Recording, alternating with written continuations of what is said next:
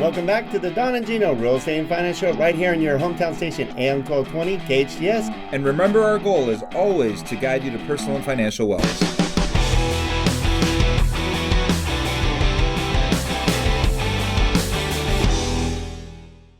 Well, I hope you're ready to have some fun on the Don and Gino Real Estate and Finance Show. For almost 9 years guiding you to personal financial wellness, we have one of our favorite guests back on by popular demand with always great information and one of the hottest topics for all of us. If it's not for you, it's for somebody you know, and that is basically college guidance. How do you figure out how to best to find the right school, get your child in school, and pay for the school?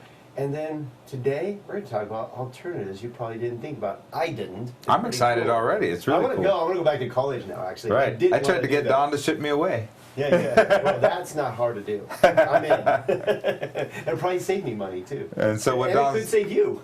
And so what Don's doing is he's introducing Rob Schwartz, our premier college guide. Every single week or every single month, he's come in and give us great information. And I'm starting to stress out about college. It really was so far away for me, but it creeps up fast.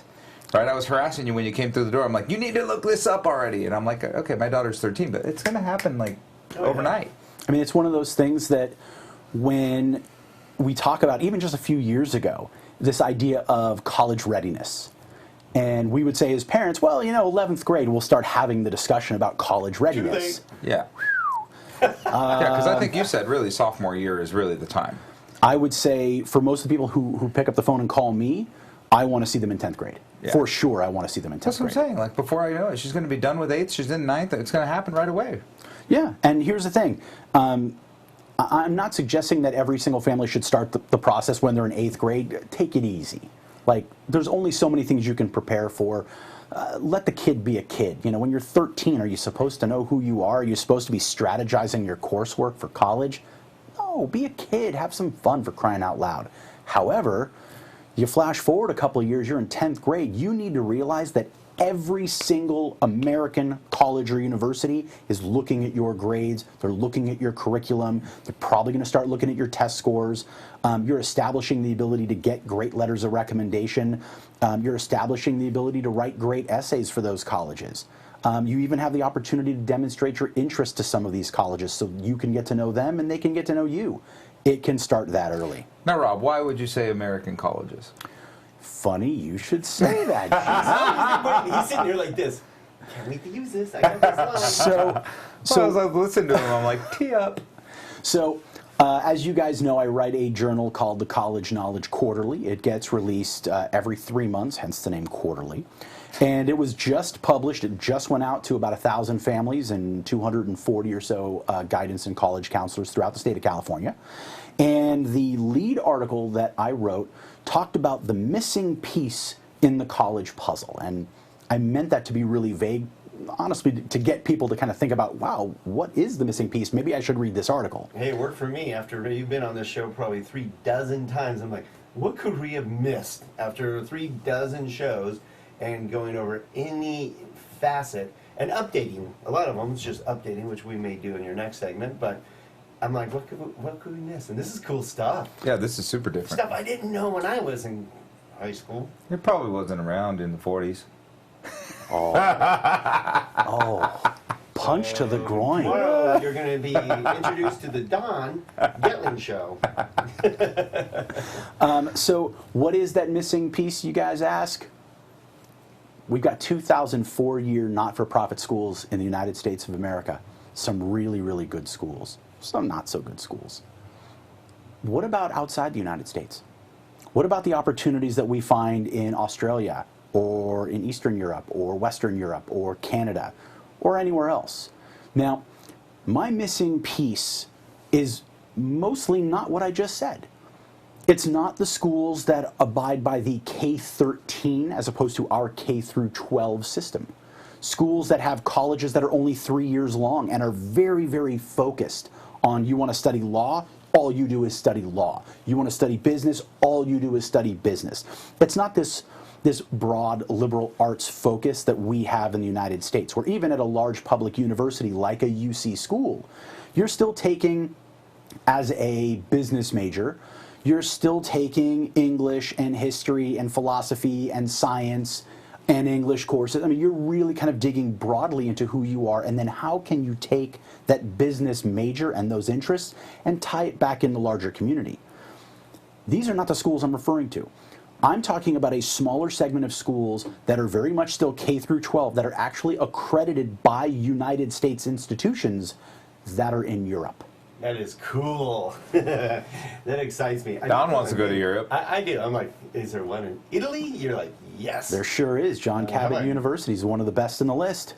Absolutely. In Greece, and I'm thinking about all these places I want to go, and how cool is that? I mean, that's beautiful too, just from a life experience. Because let's back up here, right? College is also about life experience and enjoying and finding out who you are and all these other things. What a better way than leaving where you grew up, leave everything you've already known, and go learn something completely different. And Europe's a great place because you can travel to, on the weekend, you could say, oh, let me go see a different country. And you could find out that you want to live in Denmark. You grew up in California, but you decide you want to live in Denmark. Probably not, it's kind of cold. But most likely. It depends on if the parents are cool with that. Now, your parents would have been like, please, go away. Totally. But, what is the 175-mile rule you talk about? 75% of all students in the United States will attend college within 150 miles of their primary residence. Right. So now you're talking about going, completely on the other side of the world and being away and coming home maybe once or twice a year. Yes. Now, there's a few but your parents get to go to Europe to visit. That's also true. I've had a number of families who are like, well, we're going to miss you, but we'll come and visit. Yep. Darn, we have to go to Italy. Totally. Yeah, got to go see our kid. Yeah. One day with your kid and then Yeah. Looks 9 days traveling. Here's a check. Bye. Yeah, exactly. Well, here's where it gets really interesting. Other than everything you guys just brought up, gold stars do both. Yes, you get this incredibly diverse opportunity. Oh, by the way, all your classes are taught in English. That's cool. All of them Well, that taught takes in away the English. fear. I mean, the whole Right. I don't want to deal with this. Yes, you should be potentially learning another language. You will automatically. You will. If you live there, you'll learn it. Yeah, but they always say that.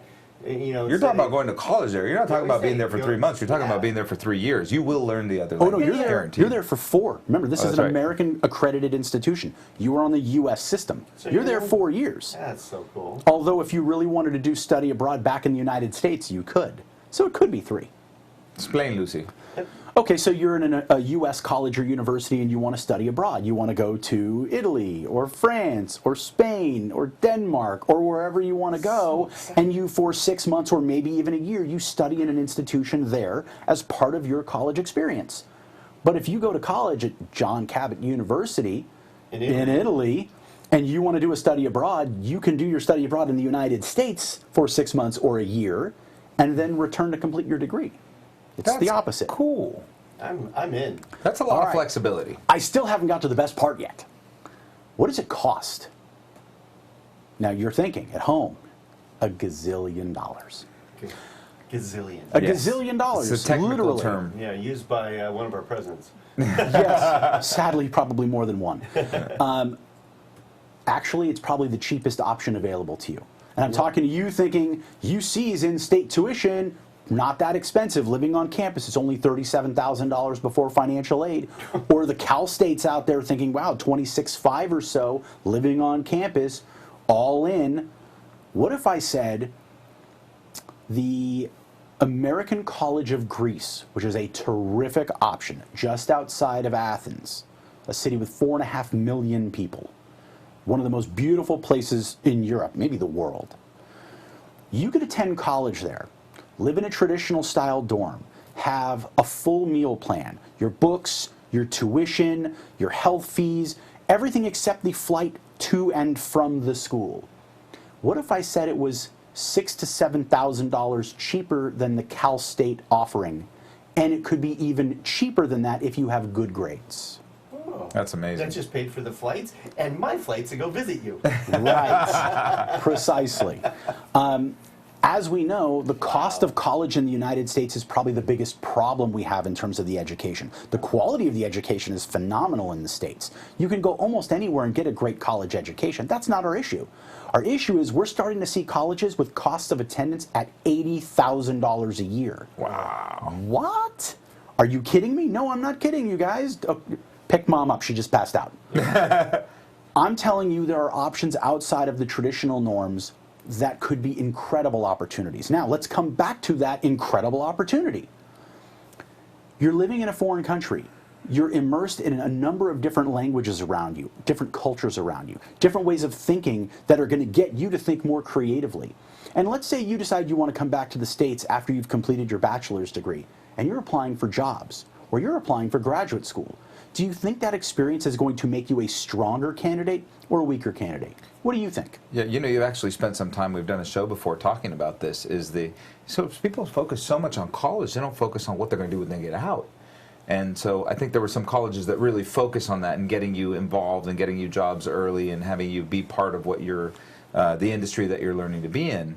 But you're right, having that, you know, graduation certificate, particularly I'm thinking if you could do your bachelor's degree there and come back and do your master's here, I mean, wow, that really sounds like a solid plan. And especially depending on what it is you're trying to accomplish.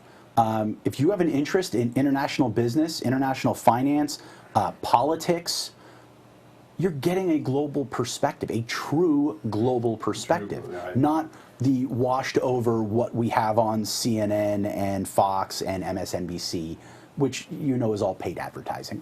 Totally. You're getting a very different view, and I think it's a really healthy opportunity to kind of look at the world with a different lens. Would it be unhealthy to spend maybe like 2 years in one of the schools, say in Italy, and then finish up the next 2 years of your 4 years in Greece? Would that be frowned upon?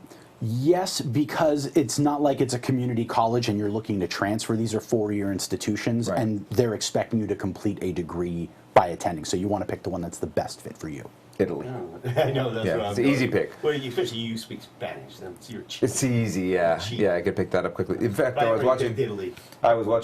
We're shipping you to Greece. I was watching a movie the other day in Italian, and you know I'm reading the captions, and my dad's like, "You understand everything, right?" And in the first like 5 minutes, I was like, "A little bit. I'm struggling." But yeah, by like minute 20, I didn't have to look at the screen anymore. My ear had adapted, and I could actually hear everything. So it happened. So imagine it just. We're waiting 4 for him years. to do that with English. Yeah. He doesn't listen to any Seriously. If you watch the first 5 minutes of the show, you saw me stumbling through it. I am ESL. So So are these great colleges though, or is it just cheap? I think they're really good. Okay.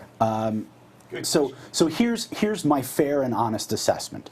Low cost, a terrific international exposure, language exposure, cultural immersion. All of these are smaller schools. The largest one is 4,400 undergraduate students. wow. So they're all small, intimate environments. Your professors are going to know your name. You're going to know your fellow instructors. You're going to know your fellow students. You are going to be immersed in this culture on and around this campus community. Things that you don't get that you do here in the States, you're going to find most of the major selections are fairly tight. 20 majors, 25 majors, maybe 30. You're not going to get the 150, 180 options that you'll find in some of the UC, some of the large public schools. You kind of have to have an idea that there's something there you really want to learn, or else you're kind of fishing without any lure. But you can help with that. That's part of what I do. All right. Look, one more question on that real quick, because the other thing that I'm concerned about is, being that it's a small school, maybe you actually can finish in 4 years, because 4 years here could be a farce. You can't get the classes you want. Yeah, right. The large public schools do struggle in many parts of the United States to get students out in 4 years. Some of the best ones are still pretty good at it. The UC system, they're averaging a graduation rate in the low 4-year range. But if you said the Cal States, no, they're... Cal State Northridge was tough. Cal State Northridge has one of the slowest graduation rates I don't know how often I go in the country. there, and it was impacted, especially the business The business classes. I couldn't take any business And classes they there. still are in a very big way. I mean, it's been a while since you've been there. There are over 45,000 students. Oh, brutal. But again, you're talking about 45,000 students. That's Wow. That's crazy. How many are there now? 45,000 undergraduate students plus all the graduate 25,000 students. When I was there, 20 to 25 when I was And there. has the campus gotten appreciably bigger? No. Oh, that's impacted. That's horrible. Right. So if you look at the admission percentage, you remember you could pretty much walk in the door. Oh, I had to be accepted. I just had to put my name on the paper, basically. Admission percentage this past year or two is hovering around 50%. Oh, wow. No problem before. It is no longer a slam dunk, especially in an impacted major. Wow. And that's so you can attend the school. Finance was very impacted there. And that's so you can have the opportunity to graduate most likely in 5 years in a school where 90% of the students drive there, do their business, and return home. As opposed to paying basically the same price to live in a foreign country, learn foreign culture, learn foreign languages, have all of your professors know who you are day one, interact with all of your student body day one, be able to explore a continent on your weekends. I know, how about that, huh? That sounds great. All of that sounds great. Right, So if someone wants to find out more, what do they do, Rob? I would encourage you to reach out and contact me. Also, very happy to share the College Knowledge Quarterly with you. It's completely free, no strings attached. Email me. It's Rob, R-O-B, at premiercollegeguide.com. Or call me, 818-359-3779. See, just another reason why you want to work with Rob Schwartz, because he enlightens you on things you don't know. And that's the best part, not just here's how you take a test, here's how you do an essay, here's the information. You're always asking the right questions, finding out what's important, and enlightening the child or the parent or the grandparent on what their best options are that I guarantee they did not know about. We've talked about this before. Colleges are marketing companies, and they try to make you feel like one size fits all, and it's perfect for you. But that's not necessarily true, and what Rob does is it helps ask you questions about what's right for you. What do you like to be in a big school? Are you a social person? Do you want to, do you want to know your teacher? Those are all really important questions. Then you can guide them to where they want. Oh, Premier College Guide. Yeah, It's an appropriate name. It's a great name. All right, if you want to find out more from Rob Schwartz and so many great topics, go to donandgino.com. Check out our YouTube channel at Don and Gino. And I guarantee you there's a plethora of great content from Rob. And you're going to go, I need to speak with this guy because he knows his stuff. He's enlightening. Thank you for taking time to help enlighten our listeners. And always doing a great job, buddy. I certainly appreciate it. Thanks for the All right, opportunity. great stuff. And stay tuned. We have more coming from Rob in a little bit.